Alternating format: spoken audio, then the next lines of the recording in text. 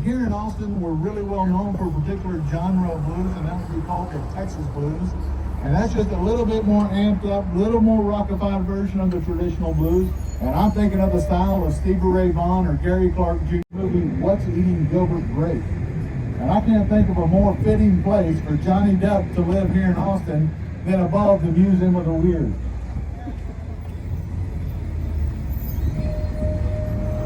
Usually we have the alcohol delivery trucks.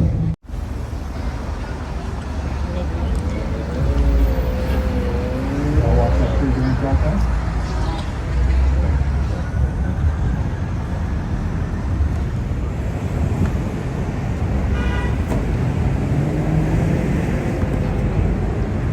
Over here to the right, we have the Ritz Theater. That opened in 1929, just a few weeks before the stock market crash. It originally opened to be, they called it talkies, the first sound movies. Since then, Joe Rogan has bought that and turned that into a comedy club, and they're having all the big comedians, stand-up comedians who are performing in there. And I want to check that out if you're into stand-up comedy.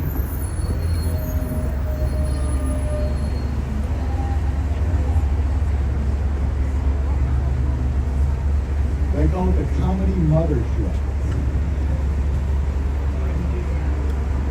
I think Dave Chappelle played there just recently, and a lot of the big names are playing there.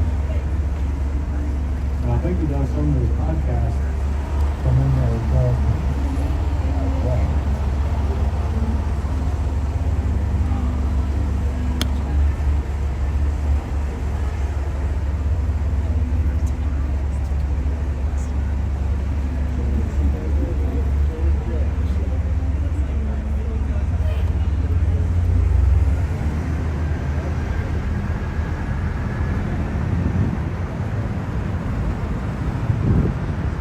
Alright, as we come up through this next intersection, I want y'all to look to the buildings to the right past this intersection.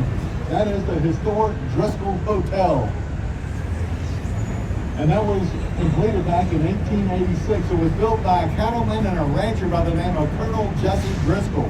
He wanted to build the finest hotel south of St. Louis, and he did so back in the day for $400,000. Now this is where every Texas governor's had their inaugural ball since it's been built, save this last year they did it somewhere else. It's also where Lyndon May Johnson and Lady Bird Johnson had their very first date. Don't worry, they have a restaurant in there. It's also supposed to be one of the most haunted hotels in America. And I recommend if y'all get a chance to go in there and just scope it out on the inside. You can really feel the age of the building in there. It's Austin's oldest continuously operating hotel. And they got a great bar in there. Maybe you might want to belly up to and have a drink. I recommend to go check that out. We are coming up to Congress Avenue. That is the one intersection to the north of the river. And we're going to take a right here. And I want to tell you all a story about the lady who saved Austin. Her name was Angelina Everly. Back in 1841, the president of the Republic of Texas, Sam Houston, wanted to make his namesake the capital of Texas. He wanted Houston to be the capital. And back in the day, the capital is really where you stored and protected your state archives. Well, he got the idea that he'd send about 20 men in the middle of the night in December of that year to come take our state archives, steal them away from us, and take them back down to Houston. Well, as they were loading up their wagons with our archives, and it was right here, where this little building is, that's where General Land Office was. They awoke in Angelina Everly, and if you look across the street over there, you're going to see a statue of a lady firing a cannon. Well, that's Angelina Everly. They woke her up, and she could tell that they were up to no good in the middle of the night down here.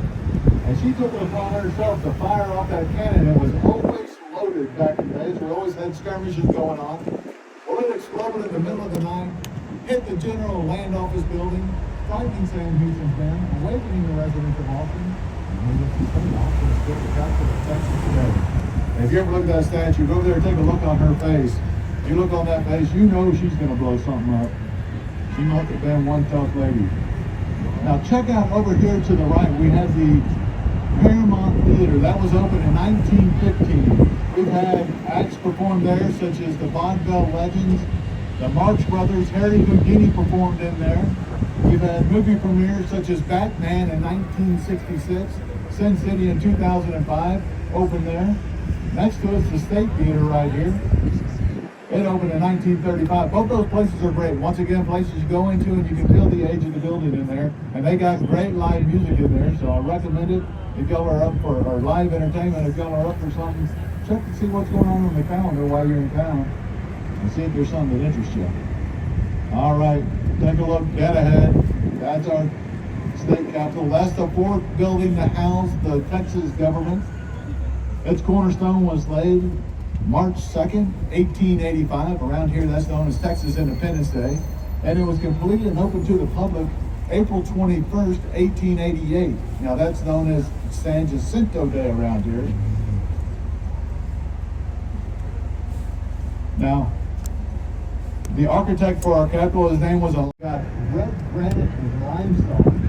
Well, that red granite was donated from Marble Falls, and that limestone came from Oak Hill. Those are two small towns just out west of Boston, going to the Texas Hill Country. And they used very cheap labor to cut and transport that red granite. They used over 1,000 convicts and migrant workers to do that. But when a local stonecutters union found out what they were doing with that labor, they ended up protesting. And they actually ended up hiring some experienced stonecutters out of Scotland, of all places, to complete the job. Now, the original contractors for the Capitol, they were offered 3 million acres of land in the Texas Panhandle. That's now known as the famous XIT Ranch today.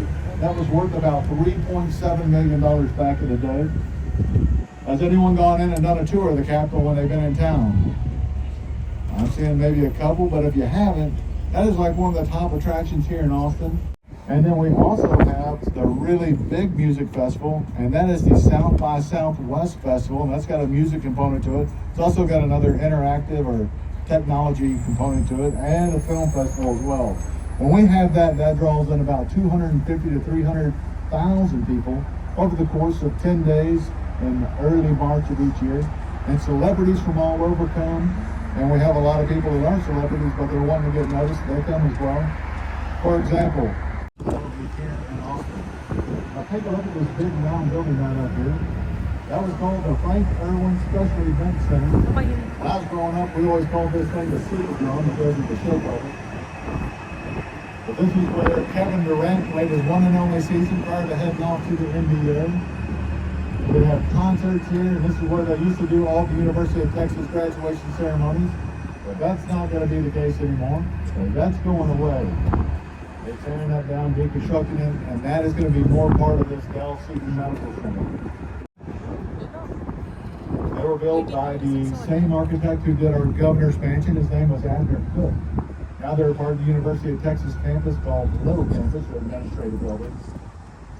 And you'll see up here our signs on our streets up here. They're orange because it's hundreds of buildings spread around 350 acres. When they opened up, they had 7 faculty members. That's now up over 24,000 faculty and staff members. They started off with 221 students. That's now up over 50,000 students. They give out over 8,000 bachelor's degrees. They're really well known for some of their graduate programs, such as their McComb School of Business. They're number 1 in the country for accounting. For the Cockrell School of Engineering, they're number 1 for petroleum engineering, number 5 for the civil engineering. Now take a look over here to the left. This is our Darrell K. Royal Texas Memorial Stadium. That's named after our most winningest head football coach, Darrell K. Royal. He won 3 national championships. He did it in 1963 and then back-to-back in 69 and 70. They named the stadium for him in 1996. He died. The stadium right there seats 100,119 people. We actually last year for the Alabama game, not this year, but the year before last, we got in over 105,000 people in there. It's the 3rd largest stadium in the state of Texas, only behind Cowboy Stadium. And as much as I hate to say it, Texas A&M Stadium down there in College Station. They recently just renamed the field over there the Campbell Williams Field. That's for our 2 Heisman trophies there. And I'll bet y'all didn't know this, but Lyndon Baines Johnson and Lady Bird Johnson had a dog that was called Little Beagle Johnson. All trying to keep those LBJ initials going there. And Mike, I think we are good to go. I don't think anyone's done there coming on. Take a look straight ahead. That's the most iconic building on the University of Texas campus. It's called the Main Tower. It stands 307 feet tall. It was built in 1937 by an architect out of Philadelphia. But unfortunately, that building has a very tragic history to it. Prior to the 2007 Virginia Tech campus shooting, that was the site of the most deadliest campus shooting there was. August 1st, 1969, an engineering student, an ex-Marine, went to the top of that tower up there. There's a platform. You come out right below that block down there, and you can walk around that platform 360 degrees. Well, he took a cache of high-power rifles up there, and he started shooting people. They ended up killing 16. And it goes over the events that happened here that day. On a brighter note, if we win a sporting event, they're going to light that tower up orange. If we win a national championship, they'll spell one in the windows and they'll light that thing up orange. Now we're hoping that we maybe can see that come January 8th. But anyway, Texas got to get by Washington on New Year's Day to have the honor to play for that.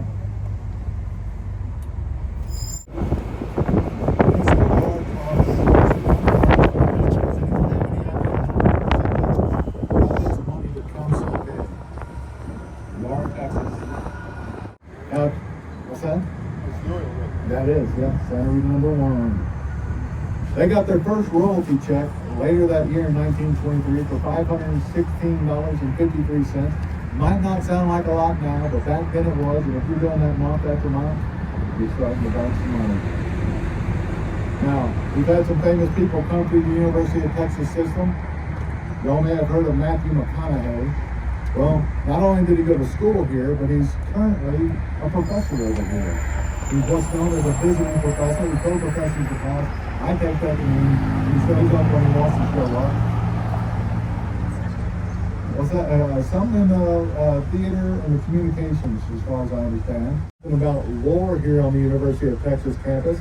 They say that if you're a student saying that while the tour was listening to me, he turned to me and said, "Trey, that absolutely is not true." Well, as it turns out, there's no such thing as an albino squirrel here on University of Texas campus. If you see one, it's what's called a white wolf squirrel. The difference being a white wolf squirrel has brown eyes and an albino squirrel. And their mission is to tell the story of Texas, and they do so in there. It's a movie, and they've got all kinds of artifacts dating back 16,000 years inside there. It's a great place. If you want to learn about Texas history, that's where you want to go. Now, they go to this one room. You're going to see a high-rise coming to view right now. I'm looking at it. Picking up that behind that. That's called the Dolby Mall. Now, normally, I wouldn't point out something like that. That's a dormitory here on the University of Texas campus. But what makes that so notable is you might want to say that was the birthplace of Dell Computers. Michael Dell came to school here to go to the University of Texas, and he started building computers in his room over there in that dorm. And he just kind of stayed the course, kept building those computers. He never did graduate. He dropped out of college. And I think he might have done all right for himself, if I'm not mistaken. We are coming up here for our next stop. Government buildings. And they're consolidating them around here, what they're calling this the Texas Mall Complex. This is brand new. But you can also tell these are Texas state government buildings. If you look in the windows very closely, you can see nothing happening. It really is a very aesthetically pleasing. Much different than what you should have done. A great deal of our capital from the north side.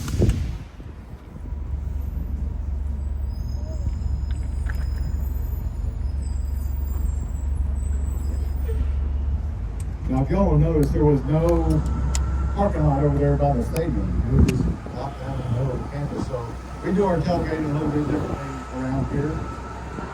All these blocks going for blocks and blocks and blocks out each way, radiating from the stadium is where they do their tailgating. Sometimes they're little bitty parking lots.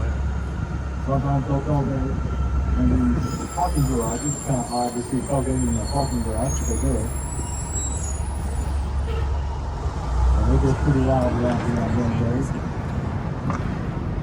So what I want you to do is picture this area in your mind back in 1820. There's no roads, there's no buildings, there's no parking lots, no tailgating. It's Mexican territory around here that was owned by Spain. Now, his name is Stephen F. Austin, and he brings the first 300 families here to Central Texas. Now, if you were a settler back in the day, you were given 1 league of land.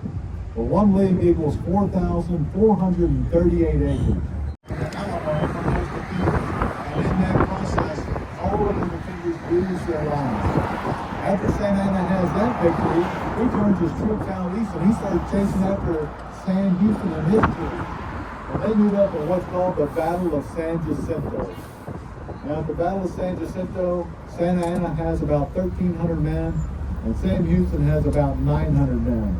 Well, it takes Sam Houston all of 18 minutes to defeat the much larger army of Santa Anna, largely in part. Anna loses over 600 men. In fact, they don't find Santa Anna until the next day. He's wandering around in a low-ranking officer's uniform, and it's not until his men start calling him El Presidente that his cover is blown. So they, in 1845, they come to 28th state, like I said, largely in part because Mexico is threatening to take Texas back, and Texas wants the protection that America can provide. In fact, there was a war that following year in 1847 between Mexico and America. America won that war. Had they not won that war, it very well could be that this tour would be in Mexico today. I don't see too many of the young kids on the bus, but sometimes I get that evil. Anyway, we felt like it's pretty good on tour.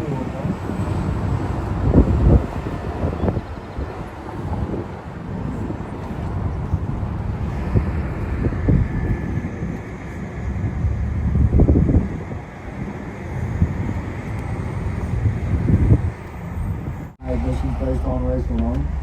Mr. Sweat was represented by Thurgood Marshall, who later went on to become a justice on the Supreme Court. And that case actually predated Brown versus Board of Education by 4 years. They didn't name the building after Mr. Sweat until 2005, 55 years after the ruling on that case. Years ago, you started hearing about some of the troubles that Meta and Facebook was having, and next thing you know, they were pulling out of that lease. I don't think they've leased that out yet, at least as far as I know.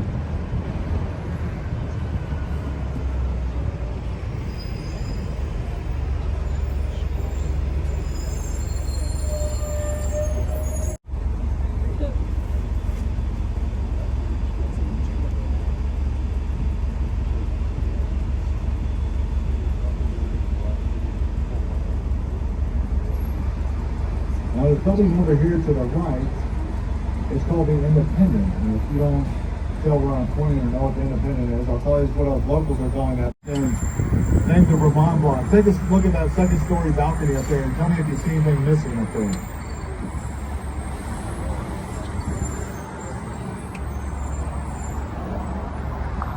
Well,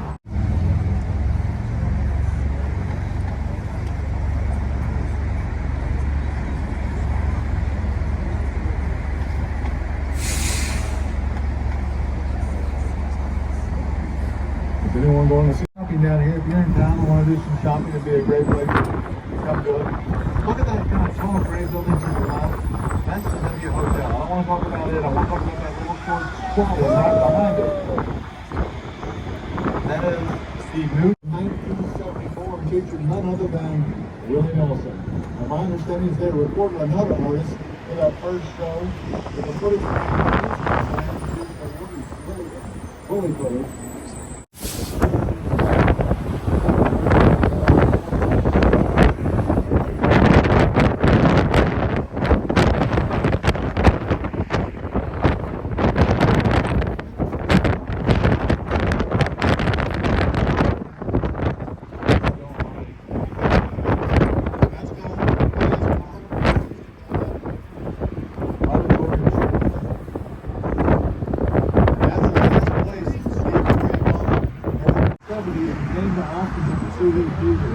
Well, Stevie Ray Vaughan and Austin fully embraced him as one of its own.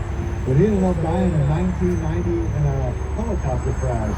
He was leaving a music festival in East Troy, Wisconsin, going to another music festival in Chicago when his helicopter slammed into the side of a ski place about East Troy, Wisconsin. And I recently learned some more information about the death of Stevie Ray Vaughan died. They said that one of the broke up, he turned to his band members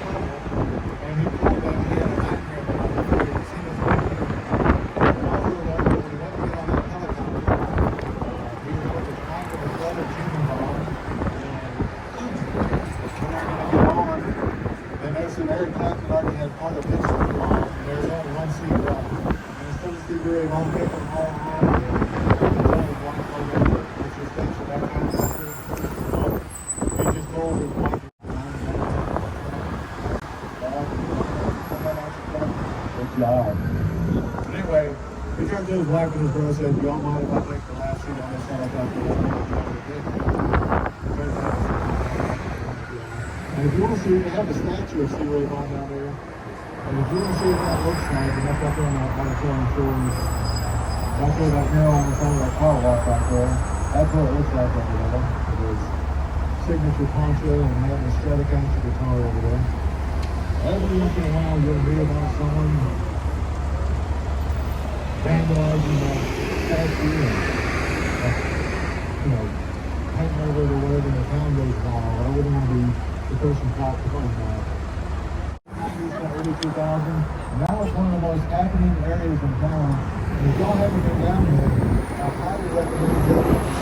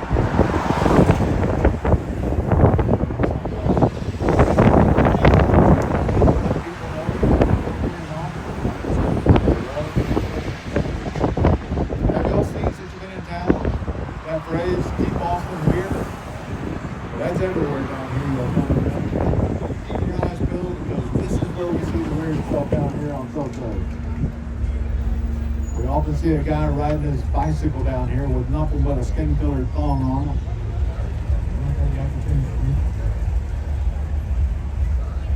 Back in the 1880s and 1890s, we had a homeless cross-dresser here in Austin. His name was Lester, and everybody knew who he was.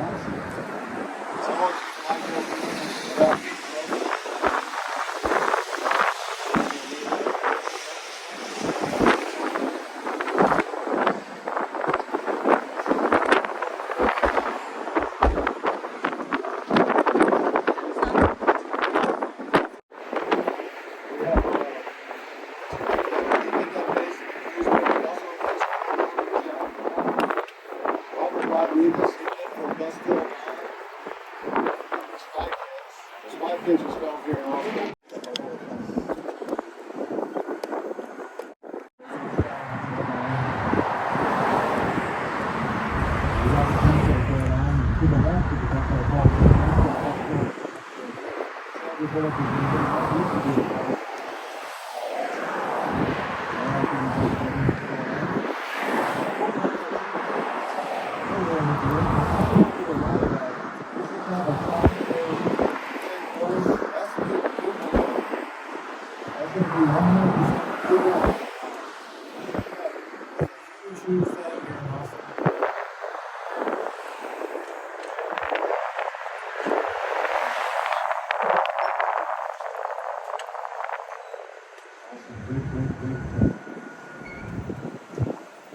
I said that the building's supposed to look like a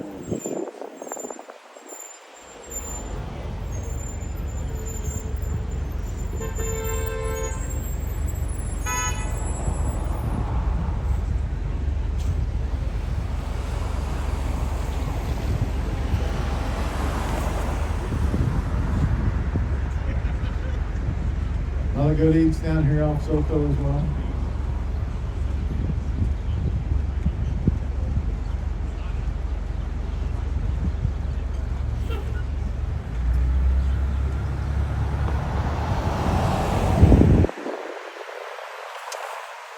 Visitors center.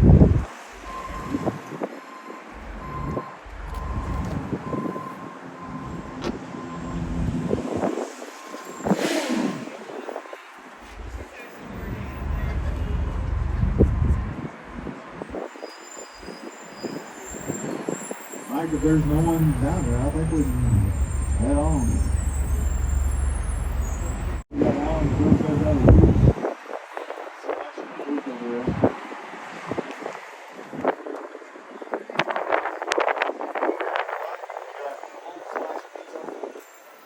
They're always voted #1 here in Austin for their pizza.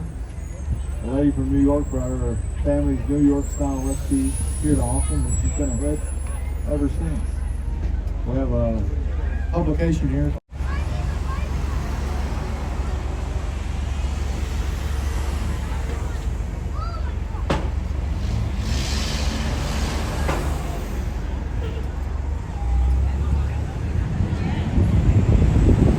So just in case anyone's interested, come down here and check out the photo.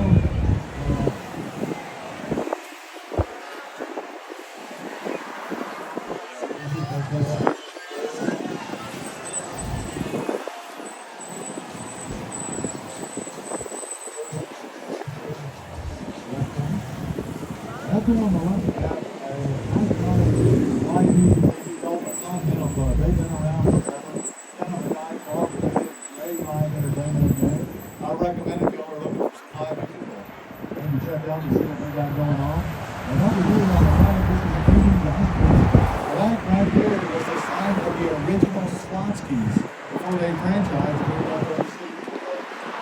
That was the original Slotsky's. Y'all make sure when you're in town that you get at least one serving of our 3 major food groups here in Austin. If you don't know what that is, I'm going to tell you. We got barbecue, Tex-Mex, tacos. My favorite barbecue places, I like Terry Black's Barbecue. I like also live barbecue. Some people may call that barbecue. Terry Black's. Yes. They're very good and the line goes pretty quick. Have y'all heard of Franklin's Barbecue? That's probably the most famous one. Aaron Franklin's on a lot of the cooking shows you'll find on the Food Network. And they do a lot of the barbecue stuff on there. But anyway, he had a pit master that was working for him, and he's one of the ones that went to live barbecue. So, and Franklin's, if you go to Franklin's, it would not be unusual to go wait 2 to 4 hours for your barbecue. It's kind of a tailgating atmosphere where people take their football and hacky sack, lawn chairs, set up out there and just like a tailgating atmosphere. But anyway, here in the whole United States, every county in the state of Texas, the first time it's ever happened, every county was under a freeze warning, even the ones in the very southern tip. And we made the national news that week because our power went out and we needed to promote. Y'all probably heard about it in the country. That was a wild scene. We opened up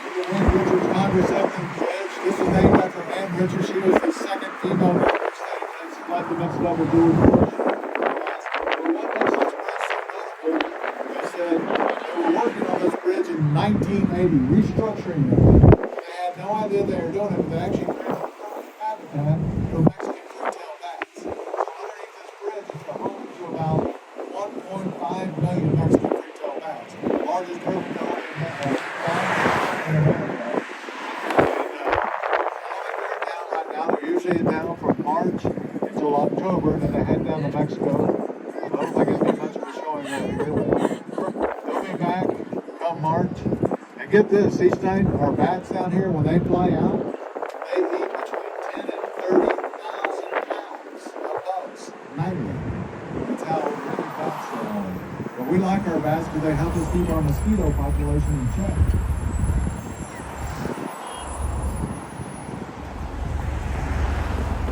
In fact, I was talking about that winter storm Uri.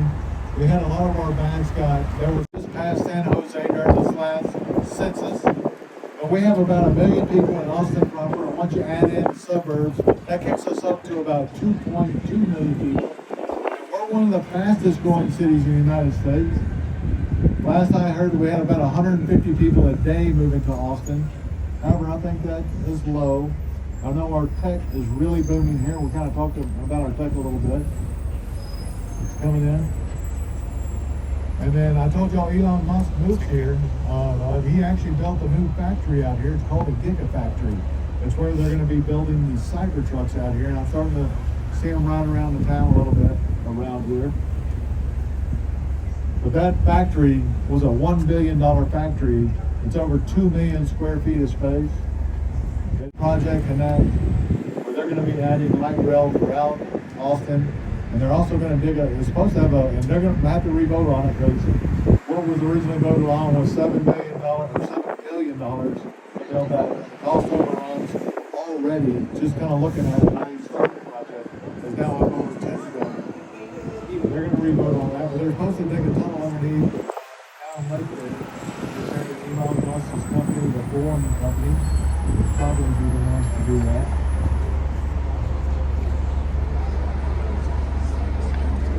Oh yeah? Yeah, that's right. And Elon Musk, for I guess people that works for him, he's building basically a community out by where his factory's at or close to it. This gentleman's telling me they're also going to build a tunnel underneath there. You got Concordia, St. Edwards, Houston Tilton. You got just south of here, if you go down I-35 about 30 minutes, you would find Texas State University. So there's a lot of young people. Hey, here's a new one to me. I've lived in Austin my whole life. I just now found out about